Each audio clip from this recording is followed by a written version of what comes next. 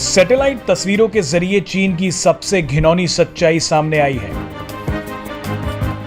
तस्वीरों से पता चला है कि चीन सालों से साउथ चाइना सी और पश्चिमी फिलीपींस सागर के कुछ हिस्सों में मानव मल फेंक रहा है।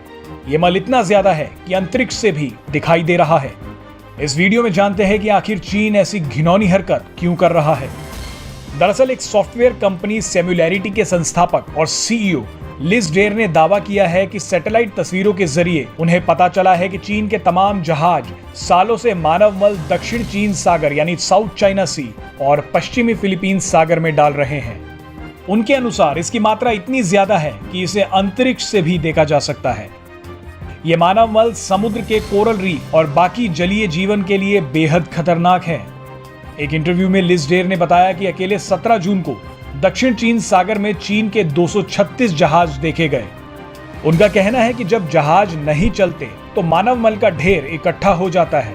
चीन के सैकड़ों जहाज कच्चे सीवेज को उन चट्टानों पर रोजाना डंप कर रहे हैं जिन पर वो कब्जा कर चुके हैं। इसी वजह से इस इलाके में पिछले 5 सालों से कोरल रीफ्स को खासा नुकसान पहुंचा है। चीन की इस हरकत की वजह से इस इलाके में मछलियों की संख्या में भी काफी गिरावट आई है।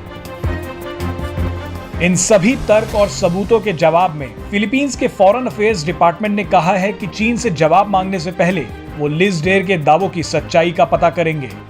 आपको बता दें कि इससे पहले मार्च 2021 में फिलीपींस के रक्षा सचिव डेल्फिन लोरेंजाना ने दक्षिण चीन सागर से चीनी जहाजों को वापस ले जाने की मांग की थी। चीन के अधिकारियों ने अभी तक इन दावों का खंडन तो नहीं किया है, लेकिन चीन ने कहा है कि उसने हमेशा से ही दक्षिण चीन सागर में समुद्री जनजीवन की सुरक्षा के लिए अहम कदम उठाए हैं। इस खबर से सोशल मीडिया पर भी लोग चौंके हुए हैं। लोग समझ नहीं पा रहे कि आखिर चीन अब ऐसी हरकतों पर क्यों उतर आया है। एक ट्विटर यूजर लिखते हैं कि चीन इस जगह को बर्बाद करना चाहता है ताकि कोई और उसका इस्तेमाल न कर पाए।